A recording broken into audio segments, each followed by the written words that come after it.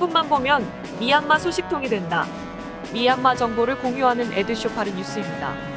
오늘도 미얀마에 많은 관심을 가지시는 구독자 여러분들의 구독과 좋아요와 함께 뉴스를 시작합니다. 2022년 1월 19일 양곤증권거래소는 주요 상장사 4개에 대한 외국인 주식 거래량이 448만 9천 주를 기록하였다고 밝혔습니다.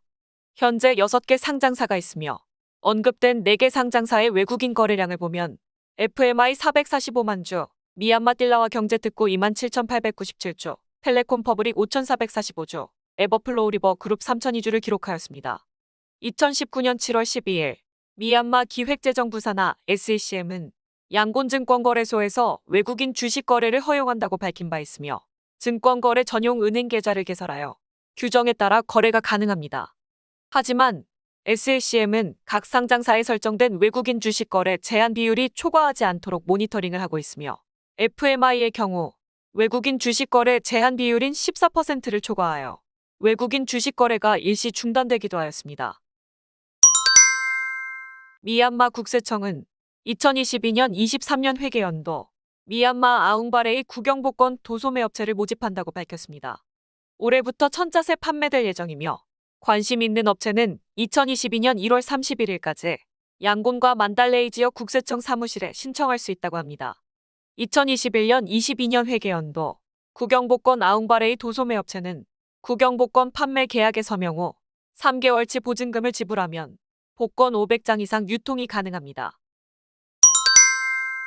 2022년 1월 21일 미얀마 보건부는 미얀마 입국자에 대해 격리 기간 강화를 하였습니다. 미얀마 입국 시 코로나19 예방접종 2차 접종 완료 후 최소 14일이 지나야 하며 탑승 전 72시간 내 발급한 코로나19 음성 확인서를 제출해야 한다고 밝혔습니다. 예방접종 완료자는 10일간 격리를 해야 하며 2차례에 걸쳐 코로나19 검사를 받게 됩니다. 음성 확인서 미제출 시 10일간 격리를 해야 하며 3차례에 걸쳐 코로나19 검사를 받게 된다고 합니다.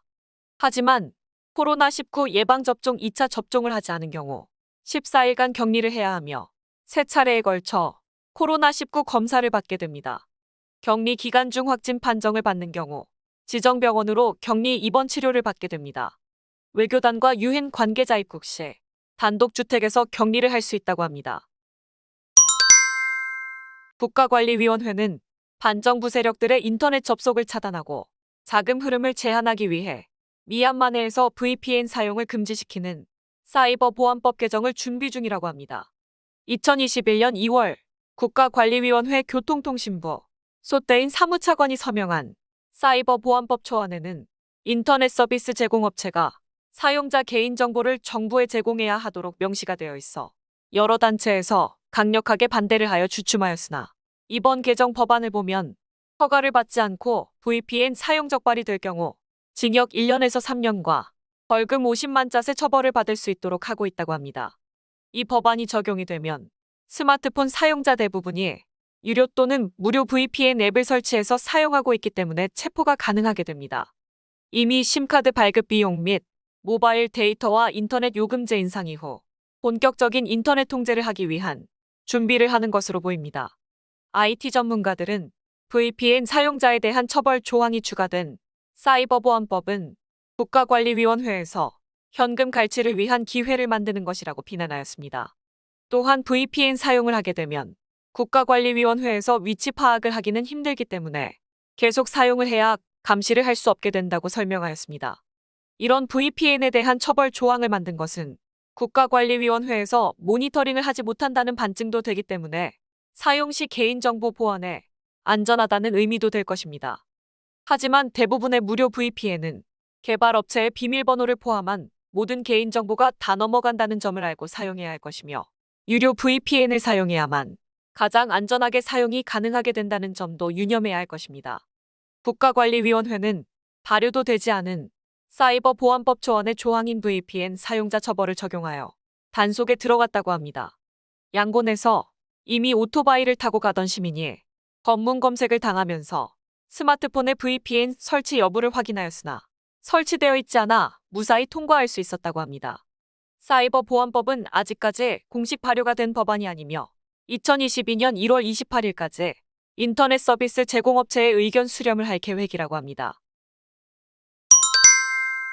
2022년 1월 21일 군사법원은 88세대 학생 지도자였던 꼬지미와 NLD당 뼈제야또 의원에게 사형을 선고하였습니다. 꼬지미는 2021년 10월 양곤에서 체포되었으며 체포 과정에서 중상을 입었다고 하며 뼈제야또는 11월에 체포되었습니다. 두 사람 모두 대테러법에 의거하여 양곤에서 공격을 위한 폭발물 및 테러 자금 조달 위반으로 유죄 판결을 받았습니다. 또한 꼬지미는 국민통합정부의 고문으로 활동을 한 혐의가 있으며 무기 제조를 위해 3D 프린터 구매 요청을 했다고 합니다. 뼈제야또는 양곤 아파트 두 곳에서 탄약과 총기를 숨겨두고 국민통합정부와 쏨회의를 통해 자금 조달을 한 혐의가 있다고 합니다. 이런 무기 조달로 11건의 개별 공격과 35건의 군 관련자 암살을 지원하였다고 합니다. 사형 선고 발표 이후 88세대 학생 지도자로 활동했던 민꼬나잉은 해외 에너지 회사들의 철수 발표 소식에 대한 관심을 돌리기 위한 시도일 수 있다고 밝혔다. 이번 사형 선고 이후 인세인 교도소에서는 사형 집행을 위한 준비를 하도록 명령을 받기도 하였다고 합니다. 만달레이 전력공사는 전기세 납부자들이 몰리면서 번호표를 발급하고 있다고 합니다. 이로 인해 브로커들이 전기세 납부 대행하며 기승을 부리고 있습니다. 전력공사는 오전 7시부터 하루 번호표 500개를 발행하지만 브로커들이 진을 치고 새벽 3시부터 줄을 서고 있다고 합니다. 번호표를 받은 사람은 등록 후 다음날 요금 납부가 가능하다고 합니다. 현재 브로커들은 번호표를 5,000짜세 판매하고 있다고 하며 일부 주민들은 전력공사 직원에게 5,000짜세 뇌물을 주고 납부하기도 한다고 합니다. 최근 국가관리위원회에서는 전기세 미납 가정 및 회사를 대상으로 단전 조치를 취하기 시작하면서 많은 시민들이 전기세 납부를 위해 고심하고 있습니다. 양곤에서도 일부 타운십 EPC 사무소가 문을 닫아 전기세 납부에 어려움이 있으며 온라인 뱅킹을 통한 납부를 하더라도 업데이트가 잘 되지 않고 있습니다. 몬주 정부는 2020년 7월부터 원자재 부족으로 공장 가동이 일시 중단되었던 몰량야잉 시멘트 공장을 재개할 계획이라고 밝혔습니다. 현재 관련 부처와 논의하여 공장 재개에 필요한 석회석과 천연가스, 전력 공급을 준비하고 있습니다. 2017년부터 SCG 브랜드 시멘트 생산을 시작하면서 하루 5,000톤 생산 규모로 7,334명의 고용 창출을 한 것으로 보고 있습니다. 하지만 공장 전용 전력 공급을 위해 석탄 화력 발전소를 가동하면서 지역 주민들과 환경운동가들이 반대 운동을 계속해오고 있었습니다. 이후 몬주 천연자원 환경부 장관은 MCL이 시멘트 주요 원료인 석회석 부족으로 2020년 7월 15일부터 공장 가동을 중단한다고 발표를 하였습니다. 몬주 짜잉마여 타운십에 있는 부지에 4억 달러를 투자하였으며 지분 구성은 태국 SCG 70%, 미얀마 업체 퍼시픽 링크 시멘트 인더스트리 30%로 되어 있습니다.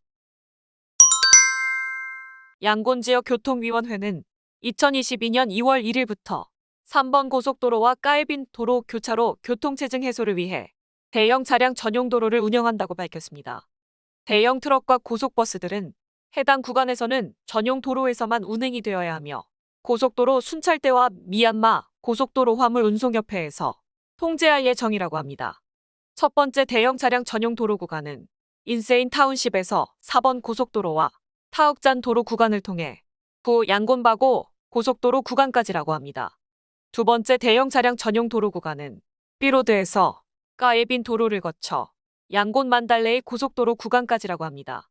세 번째 대형 차량 전용 도로 구간은 다곤 동부 뮤짓에서 제이까바 산업단지까지 이어지는 고속도로 구간과 몰량야잉 다웨이 메익탄인따리 꽃다움을 거쳐 부바고 구간까지라고 합니다. 태국 에너지 업체 PTTEP는 2022년 1월 27일부터 5월 25일까지 미얀마 해안 M9과 M3 가스전 해상 인근 4km에서 지질 조사를 실시할 계획이라고 발표하였습니다. 이 사업은 2020년부터 미얀마 석유가스공사와 PTTEP가 합작하여 미얀마 해안 M9와 M3 가스전에서 천연가스 사업과 에야와디 지역 자잉넷 타운십 600메가와트급 발전소 사업에 대해 20억 달러를 투자하여 착수한 바 있습니다.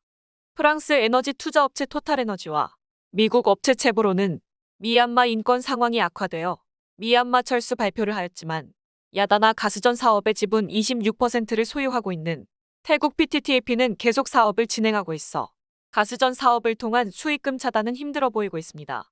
두 업체가 철수 후 PTTEP에서 지분을 인수하게 되다면 철수할 가능성은 거의 없기 때문에 실질적으로 가스전 운영 중단을 하는 것은 불가능해질 수 있을 것으로 보고 있습니다. 2022년 2월 1일 미얀마 국가 비상사태 1주년을 맞이하여 또다시 침묵 파업이 있을 예정이라고 합니다. 이에 모든 시민들은 자택에 머무르고 공공장소 방문을 자제하도록 안내가 되고 있습니다. 미얀마 시위 지도자 중 한 명인 테이자사는 오전 10시부터 오후 4시까지 집에만 있을 것을 당부하며 저항운동을 위한 기금 마련에 적극적인 동참을 호소하였습니다. 이번 1주년을 맞이하면서 전 세계에서 미얀마를 지켜보고 있을 것이기 때문에 미얀마 국민이 원하는 것을 효과적으로 알릴 수 있을 것이라고 설명하였습니다.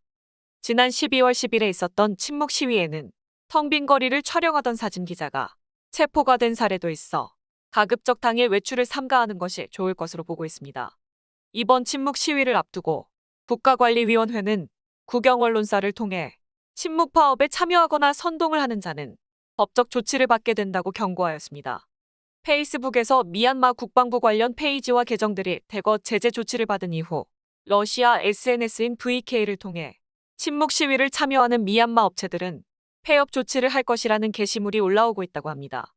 위아 미얀마라는 페이지에서는 침묵 파업에 참여하는 업체에 대한 공격을 할 것이라는 게시물도 올라왔으며 몇 시간 후에 한 상점이 급습을 당하고 주인은 구금이 되었다는 글도 올라왔습니다.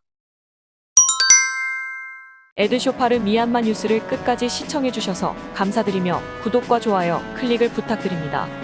좀 더 상세한 미얀마 정보를 찾으신다면 에드쇼파르 뉴스 웹사이트도 추천드립니다. 에드쇼파르는 보다 많은 미얀마 정보를 공유하기 위해 노력하겠습니다. 감사합니다.